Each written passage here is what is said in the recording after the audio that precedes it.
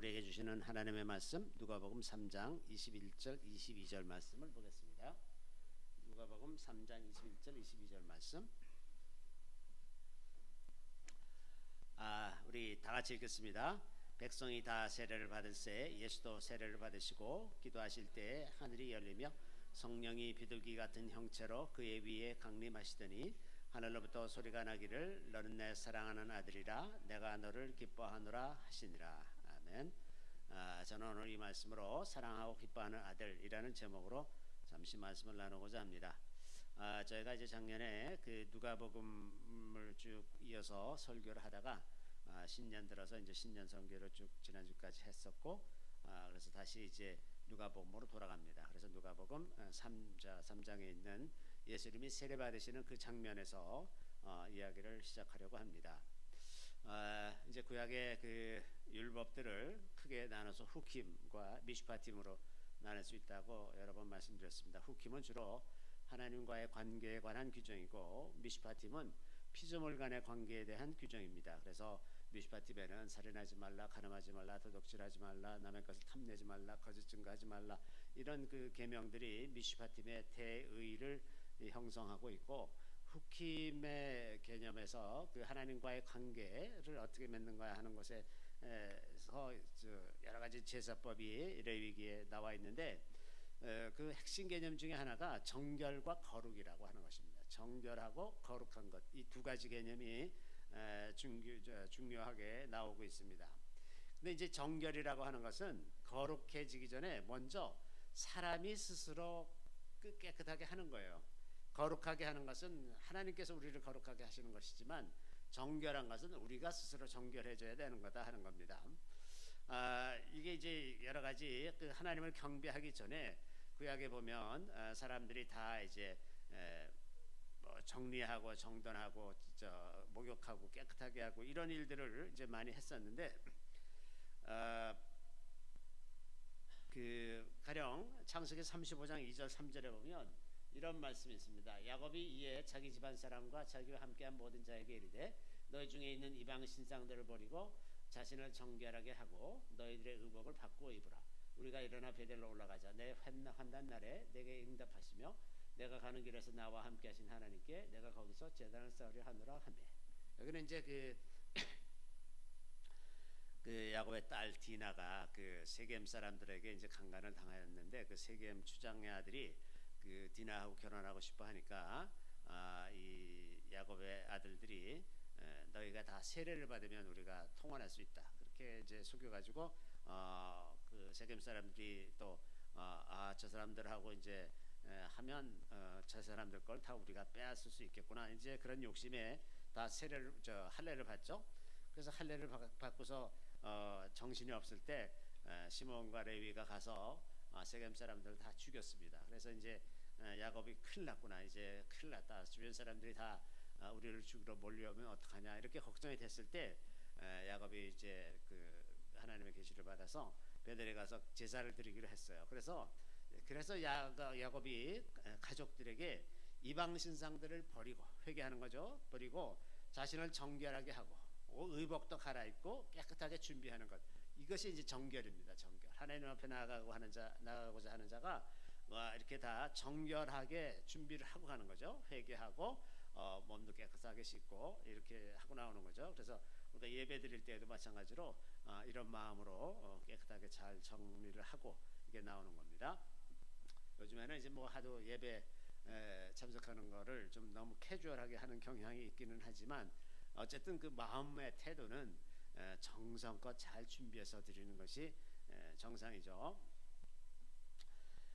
또 이제 가령 시내산에서 하나님께서 이제 그 영광으로 임하려 하실 때에 그 모세가 그 백성들에게 옷을 빨고 정결하게 할 것을 명령합니다.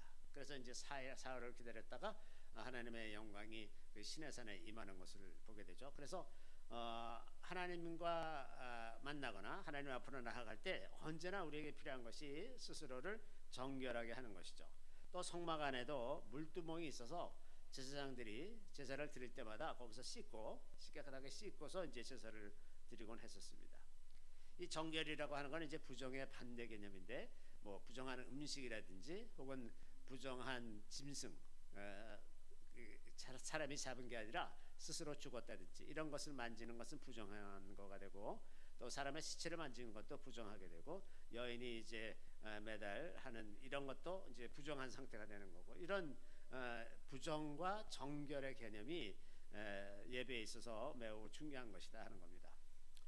그래서 이제 이런 그 정결 예식에 대한 생각이 아주 오래전부터 모세의 계명을 통해서 이스라엘 백성들에게 주어졌기 때문에 이 정결에 대한 개념이 계속해서 발전해 가지고 예수님 시대에는 곳곳에 그 정결 예식을 행하는 미크베라는 것이 있었습니다. 미크베는 마치 그 작은 목욕통 같이 이렇게 계단을 따서 내려가서 거기서 몸을 씻고 올라와서 이제 제사 드리는 그런 것들이었어요. 그래서 예루살렘 예루살렘 성전 주변에도 이 미크베가 있었다고 그럽니다. 이런 정결 예식은 그 죄를 씻는 표현입니다. 마음에서 내가 죄를 회개하고 돌이켰다는 것을 물리적으로 나타내서 그것을 이제 씻는 그런 일을 하는 거죠. 그래서 마음의 결단을 몸에 표현한 것이라고 말할 수가 있습니다. 그리고 이제 거룩하게 하시는 것은 성령께서 하시는 일이죠. 그래서 베드로가 뭐라 그러냐면, 베드로가 이르되 너희가 회개하여 각각 예수 그리스도의 이름으로 세례를 받고 죄 사함을 받으라. 그리하면 성령의 선물을 받으리니. 자, 그래서 여기서 회개하고 돌이킨 다음에 세례를 받고, 세례를 받는 과정이 있어요. 세례를 받고 나면 그러면 죄 사함을 받고 성령을 선물로 받으리니, 이 순서가 되는 거죠. 이 순서는 지금도 동일하고, 우리가 성령을 받는다는 것은 우리가 먼저 스스로를 정결하게 해서 회개를 하고 세례를 받고 그러고 나서 이제 성령을 받는 것이 순서입니다. 그래서 이제 이 당시에 세례 요한이 그 요단강에서 세례를 베푼 것은 그 예수님께서 오시는 길을 예비하기 위해서 그렇게 한 것이죠. 그래서 세례 요한이 한 일의 핵심은 회개를 촉구하는 겁니다. 하나님 천국이 가까웠으니 회개하라, 이제 이걸 하는 거죠. 그래서 사람들이 세례 요한에게 나와서 회개의 세례를 받곤 했었습니다. 그래서 이제 그 회개라고 하는 것이, 세례 요한이 이 회개를 선포한 것은 예수님을 맞이하기 위해서 최소한의 조건이 회개를 하는 겁니다. 회개. 다시 오실 주님을 맞이하기 위해서도 우리에게 필요한 것은 회개하는 겁니다. 왜냐하면 거룩한 그 분의 재림을 우리가 감당할 수 있으려면 우리가 회개해서 죄가 없는 그런 상태가 되어야 한다고 하는 거죠. 그래서 이 회개를 위한 그 회개의 분위기가 모든 부흥과 재림의 필수적입니다. 주님이 다시 오시려면 반드시 그 전에 회개가 있어야 되는 거예요. 예수님 초림 때도 마찬가지입니다. 세례 요한이 이제 회개를 외쳐서 많은 사람들이 회개하게 한 다음에 그 다음에 이제 예수님이 오신 거예요. 지금도 똑같이 예수님이 재림하실 때 그런 일이 일어날 것입니다. 제가 이번에 이제 타지키스탄에 가서 그 땅을 회복하는 기도에 관해서 그 가르치고 왔는데, 땅을 회복하는 기도도 그 핵심은 결국은 회개하는 것입니다. 그들의 그 세대의 죄와 그 조상들의 모든 죄를 다 회개해서 땅에 누적된 죄의 그 영향을 제거하는 그런 기도가 되는 거죠. 그런데 안타깝게도 오늘날 교회는 가랑비에 옷 젖듯이 죄에 참 둔해져 가지고 죄를 죄로 여기지 않는 그런 상황이 되어 있는 것 같습니다. 그래서 죄라고 인식하지 않기 때문에 회개할 마음도 별로 없고, 또 죄를 지적하고 회개를 촉구하면 아마 엄청 사람들이 싫어할 거예요. 그리고 심하면 쫓겨날지도 모르죠. 죄를 사랑하는 마음이 거룩을 사랑하는 마음보다도 훨씬 큰 그런 상태가 오늘날의 교회의 상태가 아닌가, 이렇게 생각이 듭니다. 안타까운 것은 회개가 없으면 성령의 역사도 없고 회복이나 부흥도 없다는 거죠. 그 세례 요한의 핵심은 회개를 촉구하고 예수님이 오실 길을 예비하는 것, 이것이 이제 세례 요한의 사역이 되었다는 겁니다. 그래서 이제 세례 요한이 마침내 예수에게 손을 얹어서 세례를 하고 나니까 세례 요한을 따르던 많은 제자들이 예수를 따르기 시작했습니다. 이게 또 예수님이 오실 길을 예비하는 거죠. 그래서 그 사람들이 당신을 따르던 사람들이 다 지금 저 예수를 따라간다 그랬더니 그때 세례 요한이 아주 유명한 말을 했죠. 그는 흥하여야 하겠고 나는 쇠하여야 하리라. 그러면서 자기 할 일을 이제 제대로 잘 한 거지 그게. 네, 그렇게 됐습니다. 그런데 이제 예수님이 세례 요한에게서 세례를 받는 장면이 오늘의 본문인데 세례는 이제 회개하고 죄를 씻는 의식인데 죄가 없으신 예수님이 왜 세례를 받으시느냐 이런 생각이 드는 거죠. 그런데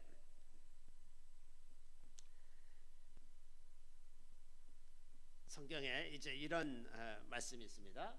이는 물과 피로 임하신 이시니 곧 예수 그리스도시라. 물로만이 아니요 물과 피로 임하셨고 증언하는 이는 성령이시니 성령은 진리니라.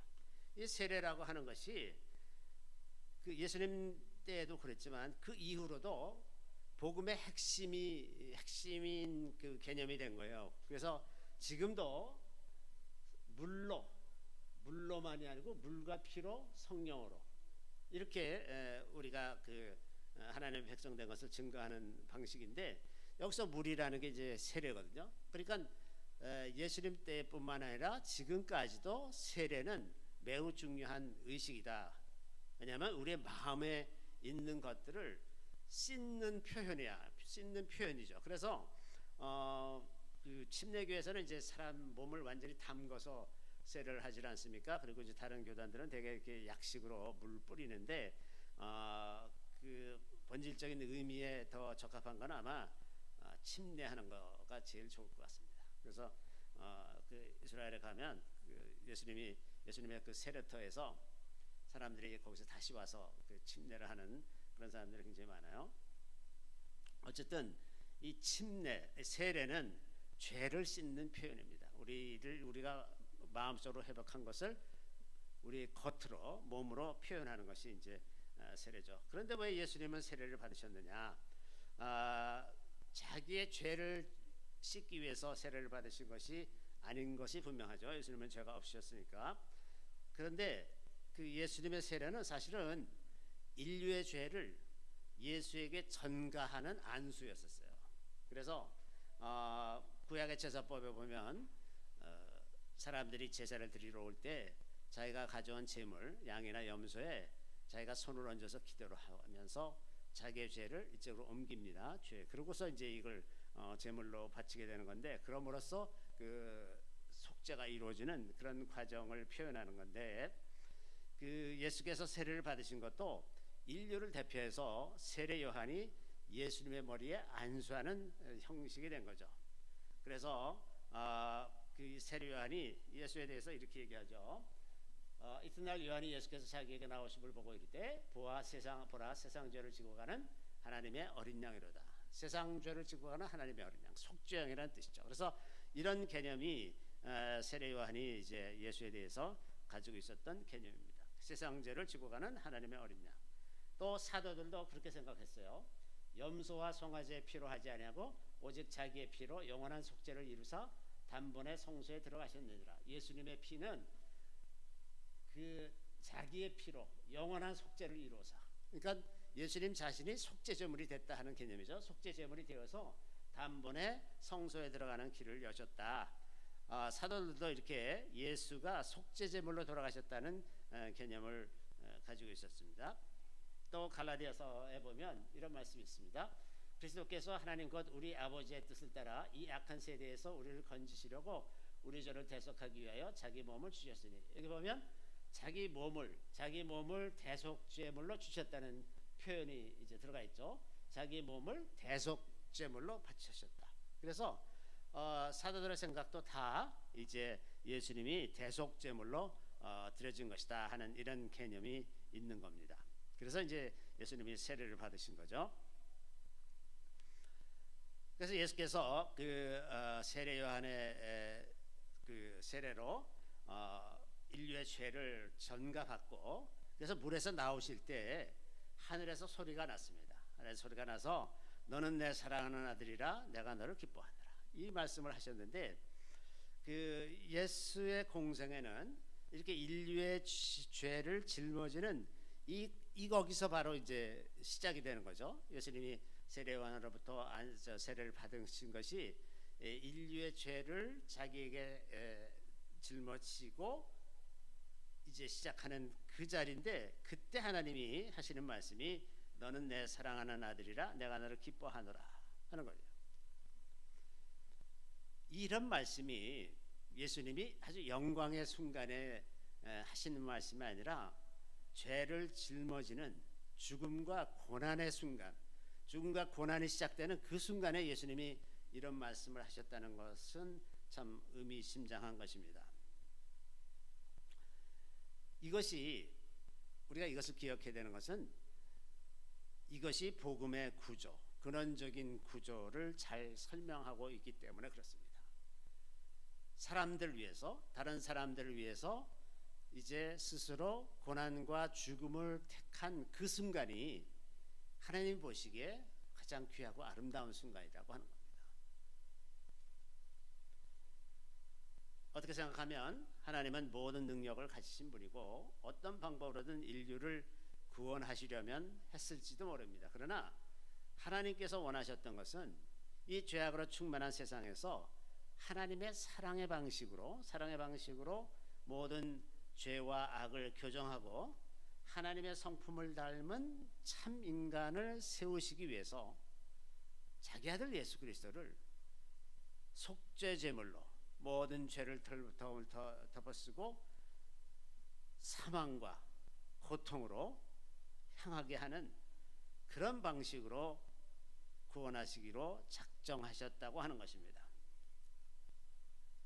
그래서 예수께서는 하나님의 아들이시면서 육신을 입고 이 땅에 오셔서 고난과 죽음을 겪으시게 됐다 하는 겁니다.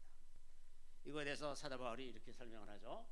너희 안에 이 마음을 품으라. 곧 그리스도 예수의 마음이니 그는 근본 하나님의 본체시나 하나님과 동등됨을 취할 것으로 여기지 아니하시고 오히려 자기를 비워 종의 형체를 가지사 사람들과 같이 되셨고 사람의 모양으로 나타나사 자기를 낮추시고 죽기까지 복종하셨으니 곧 십자가에 죽으심이라. 예수 그리스도는 하나님이시면서 하나님의 뜻을 따라서 자기 자신을 비워서 피조물이 됐어요. 스스로 피조물의 육신을 입고 들어오셔서 거기서 이제 끝까지 복종하심으로써 십자가에 달려 돌아가시는 거기까지 완전한 순종을 이루셨다고 하는 겁니다. 복음의 전파는 철저하게 이런 방식에 기초해 있어야 하는 것입니다. 종종 그 세상의 권력을 본받아서 위에서 누르는 힘으로 복음을 전하고자 하는 그런 성향들이 교회 안에 늘 있어 왔습니다. 식민지 지배 시절 서구의 교회가 식민지에 가서 복음을 전할 때 늘 강한 자가 마치 시혜를 베풀듯이 그들에게 돈을 주고 그들에게 뭔가 선물하듯이 그런 우월감에서 복음을 전했던 것을 우리가 알 수 있습니다. 제가 여러 나라들을 다녀보면 이미 영국이나 이런 나라의 식민지가 되었던 국가들에서 보면 그들이 와서 복음을 전했어요. 복음을 전했는데 복음이 전해지지가 않았어. 복음을 다 들었는데 예수를 믿는 사람이 별로 없어요. 왜? 그들은 그냥 돈을 주고 평안하게 해주고 병원도 세워주고 학교도 세워주고 이런 일들을 했는데 복음이 전해지지 않았다고 하는 겁니다. 왜 그랬을까? 왜 복음을 전했는데 전해지지 않았을까? 우리나라에서도 비슷한 일이 일어났습니다. 선교사들이 한국에 와서 맨 처음에 이 나라를 봤을 때 이 나라는 정말 한심한 나라였죠. 다 사람들은 게을러 빠지고 일도 하지 않고 다 길거리에 앉아서 그냥 누추하게 또 비위생적인 환경에서 먹을 것도 없이 이제 많은 사람들이 죽어가고 이러는 미개한 나라에 와서 그들은 본국에서 지원받은 돈으로 괜찮은 집을 짓고 괜찮은 환경에서 살면서 마치 시혜를 베풀듯이 현지인들을 그렇게 대하다가 1903년 어느 날 하디라는 선교사가 그게 마음의 가책을 받아가지고 그 현지인들을 이렇게 좀 하대하고 멸시하고 이러던 태도에 대해서 자기 마음이 아파서 회개하기 시작했습니다. 그것이 원산에서 선교사들이 모이는 집회 가운데서 그 하디 선교사가 그거를 회개하기 시작하니까 다른 선교사들도 자기도 그랬다. 그러면서 그걸 회개해서 그때부터 부흥이 일어나기 시작했습니다. 그 독특하게 한국은 그 선교사들이 이렇게 회개함으로써 부흥을 경험했는데 다른 나라들, 다른 많은 그 식민지의 교회들은 그런 경험을 하지 못했어요. 그러니까 그 현지인들의 입장에서 봤을 때 선교사란 그저 돈 잘 주는 사람, 가서 이것저것 해달라 그러면 뭐 잘 해주는 사람, 이런 정도로밖에 인식이 안 돼서 복음이 전해지지가 않는 겁니다. 가령 뭐 이제 이 아시아에 있는 어떤 국가에는 선교사 그러면 지금도 가격이 전부 3배래요. 현지인한테 1,000원 받으면 선교사한테는 3,000원씩 받는 거야. 뭐 무슨 공사를 한다 그러면 처음에 얼마 한다 그랬다가 계속 이 핑계 저 핑계 대고 결국은 3배를 뜯어낸대요. 이제 그걸 다 알면서 그냥 그렇게 당하면서 이제 복음을 전하는 이런 어려운 환경에 오히려 놓이게 된 것은 그런 우월감으로 복음을 전하니까 전해지지 않는 겁니다.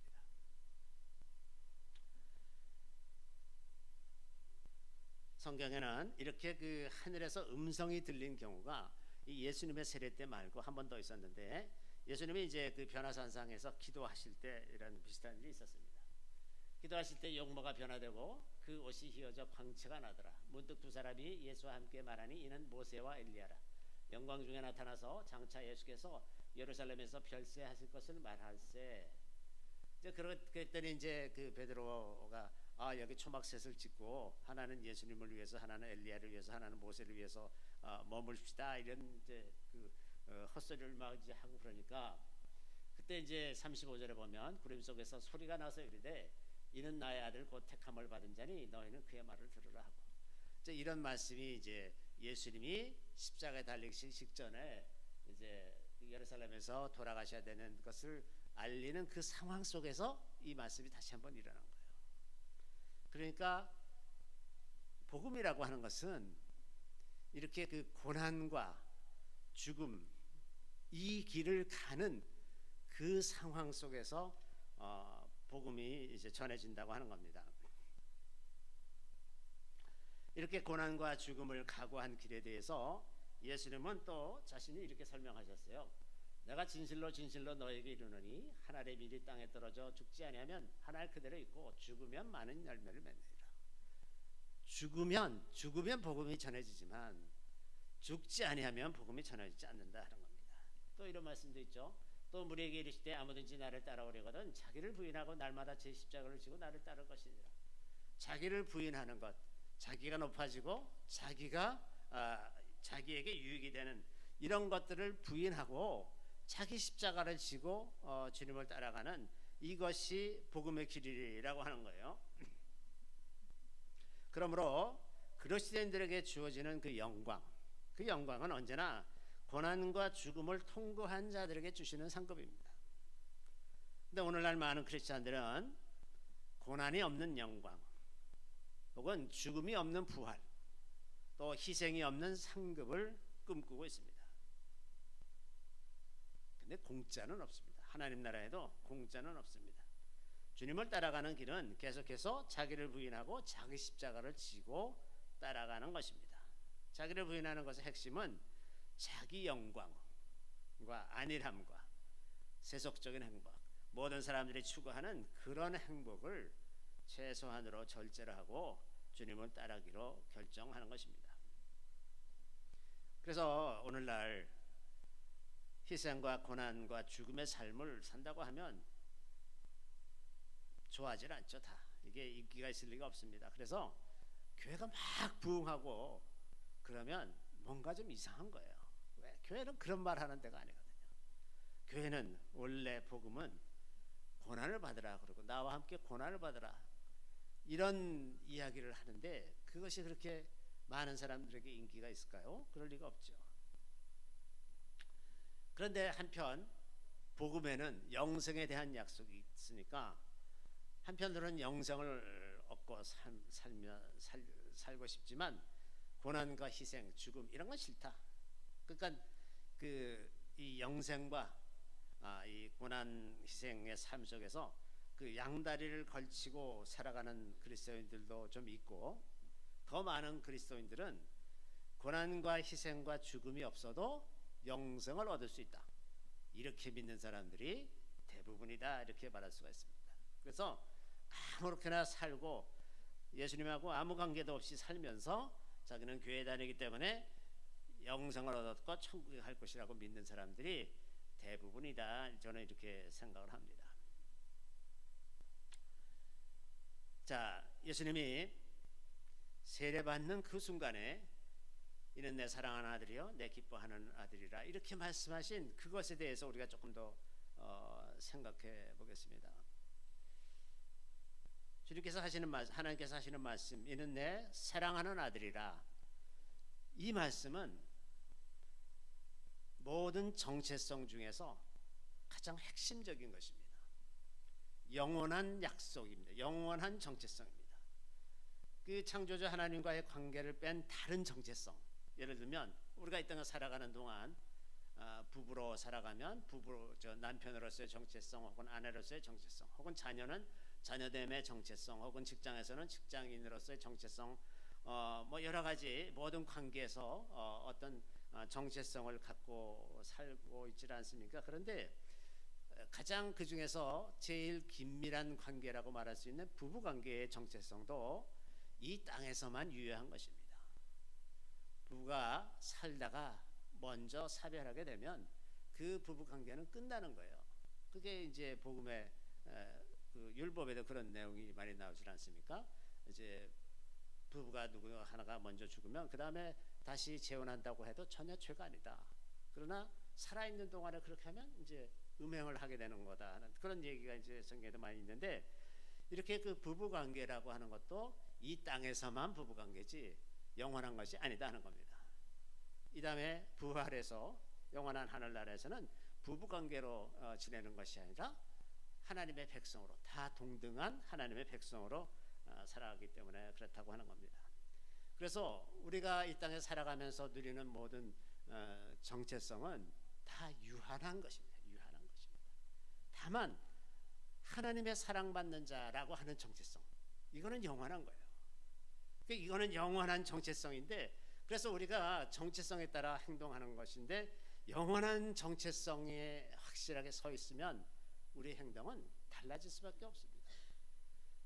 왜냐하면 정체성이라는 것은 우리의 말과 행동을 다 결정하는 핵심적인 요인인데, 우리가 하나님의 백성, 하나님의 사랑받는 백성이라는 정체성을 분명히 인식한다고 하면 이 땅에서도 그거에 맞게 행동하고 말하고 그럴 것이다 하는 겁니다.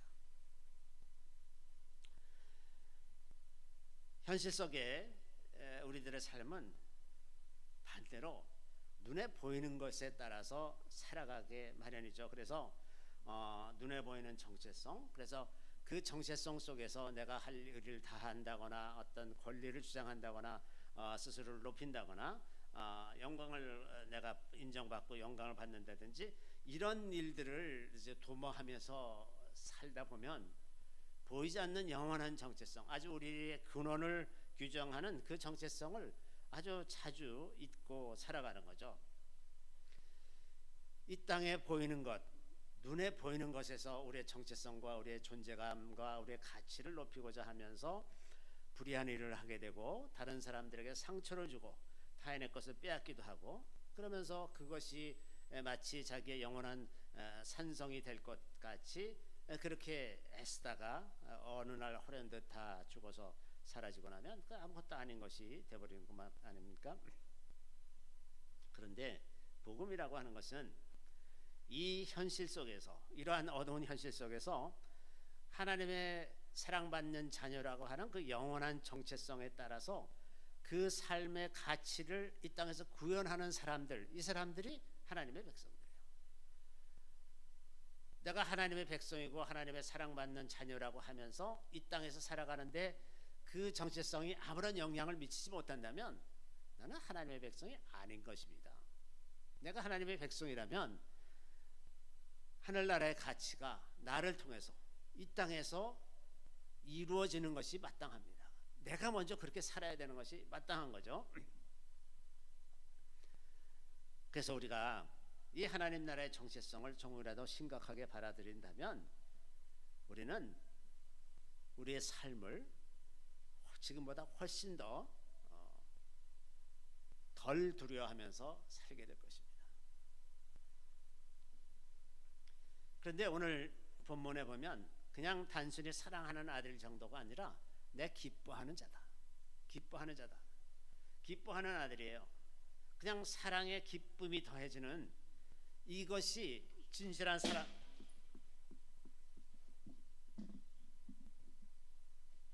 진실한 사랑에서 흘러나오는 것이죠. 그래서 그 진실한 사랑이라는 것을 이제 알 수 있는 것이고, 기쁨이 있는 사랑이라고 하는 것은 그 사랑이 살아있는 사랑이고 열정적인 사랑이라는 뜻입니다. 이 기쁨은 하나님을 사랑하고 그를 위해서 그 뜻대로 살고자 하는 사람들에 대해서 하나님이 가지시는 최상의 감정일 것입니다. 그래서 예수님은 하나님께 기뻐하는 아들이 되셨습니다. 예수께서 하나님의 기뻐하는 아들이 되신 것은 예수님의 순종을 통해서 이루어진 것입니다. 그래서 이렇게 말씀하세요. 그가 아들이면서도 받으신 고난으로 순종함을 배워서 온전하게 되셨은즉 자기에게 순종하는 모든 자에게 영원한 구원의 근원이 되시고, 고난을 통해서 계속해서 순종을 하는 거예요. 고난을 통해서 순종을 배웠다고 표현하는 것은 고난이 있을 때 내가 순종할 것인지 말 것인지를 결정하게 되지 않습니까? 그러니까 그것을 고난이 왔는데 계속해서 순종을 하면서 그 순종이 완전하게 훈련되어 가는 겁니다. 그래서 그렇게 순종함을 배워서 온전하게 되셨습니다. 그래서 고난이 없으면 순종도 없고 순종이 없으면 온전하게 되는 것도 없는 겁니다. 고난을 통해서 온전하게 되셨기 때문에 또 자기에게 순종하는 모든 사람들에게 영원한 구원의 근원이 되셨다, 이렇게 표현을 하는 거죠. 예수께서 이렇게 순종함으로써 기뻐하는 아들이 되셨고, 또 예수님은 자기가 하늘에서 보고 들은 것을 증거하셨다고 표현합니다. 그러므로 예수께서 그들에게 이르시되 내가 진실로 진실로 너에게 이르노니 하늘이 아버지께서 하시는 일을 아들이 아버지께서 하시는 일을 보지 않고는 아무것도 스스로 할 수 없나니 아버지께서 행하시는 그것을 아들도 그와 같이 행하느니라. 주님께서는 이 땅에 오셔서 자기의 아젠다를 세우고 자기의 일을 도모한 것이 아니라 하나님께서 하셨던 일들을 그대로 전하는 것, 보고 들은 것을 그대로 전하는 것이 예수께서 하시는 일이었습니다.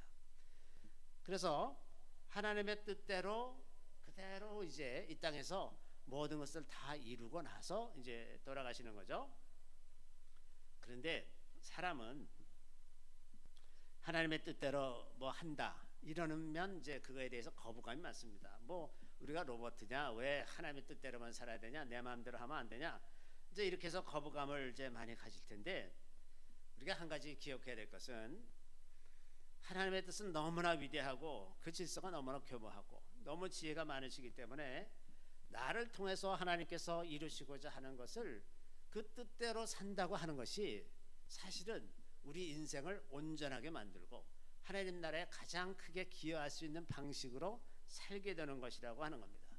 마치 아주 정교한 카페트를 여러 가지 실을 사용해서 아주 정교한 카페트를 만들어내듯이 하나님은 그렇게 우리 한 사람 한 사람을 완전히 서로 다르게 가장 그 안에서 가장 가치 있게 그렇게 만드셨기 때문에 온전히 하나님께 순종하는 길이 우리 인생을 완전하게 만드는 길이라는 것을 우리가 기억할 필요가 있습니다. 많은 사람들이 기분 나빠해요. 왜 하나님 뜻대로 살아야 되느냐? 왜냐하면 하나님에 대한 생각이 너무 제한적인 생각을 갖고 있기 때문에 그렇다는 겁니다. 하나님이 얼마나 능력이 많으시고 위대하시고 그 지혜가 풍부하신지를 기억한다면, 그것을 조금이라도 이해를 한다면 하나님 뜻대로 사는 것에 대해서 거부감을 가질 필요가 하나도 없다고 하는 겁니다. 많은 사람들이 이런 고난과 희생을 멸시하고 극단적으로 이기적인 그런 태도로 살아갑니다. 그래서 정말 믿지 않는 사람도 오늘날의 세태에 대해서 점점 더 많은 걱정을 하죠. 우리나라뿐만 아니라 전 세계적으로 그런 일들이 일어나고 있습니다. 그런데 복음은 예나 지금이나 이러한 고난과 희생을 통해서 전해지는 것입니다.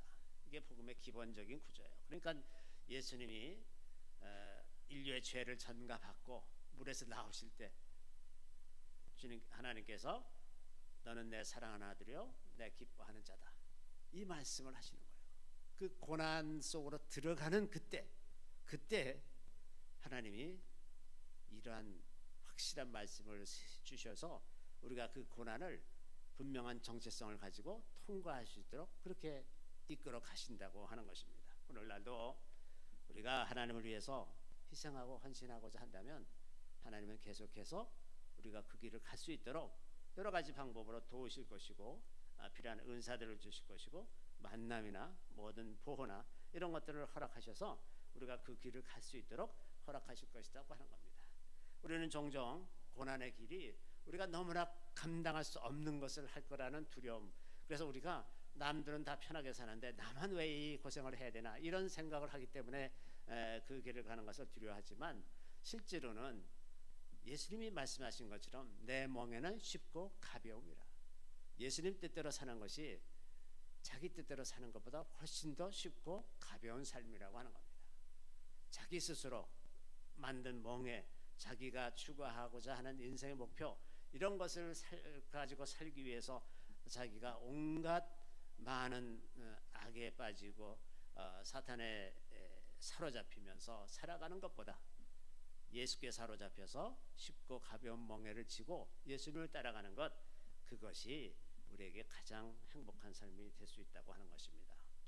그래서 오늘날 예수님에 대해서 내 사랑하고 기뻐하는 아들이라고 하신 이 말씀이 우리 모두에게 그렇게 임해서 우리가 살아갈 때 기쁨과 감사함으로 우리를 향해서 세우신 그 하나님의 계획을 온전히 이루면서 살 수 있는 그 우리의 데스티니라고 말할 수 있는 그 삶을 우리가 살아낼 수 있는 그런 모두가 다 될 수 있기를 간절히 바랍니다. 우리 잠시 기도하겠습니다.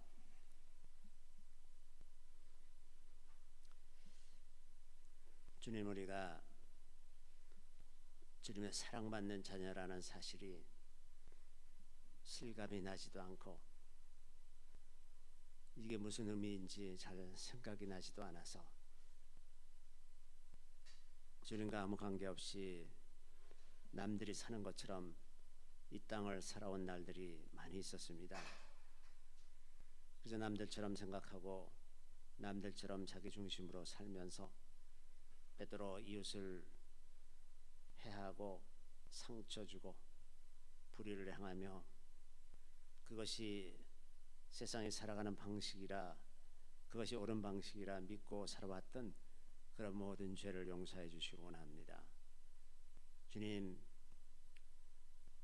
아무든지 나를 따르거든 자기 십자가를 지고 자기를 부인하고 주님을 따르라고 하셨는데, 주님, 우리가 이 시대에 다 그런 사람들이 되기를 구합니다.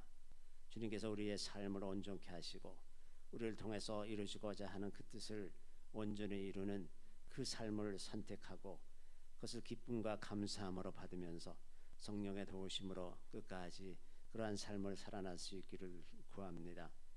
주님, 저희들을 불쌍히 여주시고 저희들을 도와주셔서 그 뜻을 온전히 이룰 수 있도록 도와주시기를 우리 구주 예수 그리스도의 이름으로 감사하며 기도드리옵나이다. 아멘.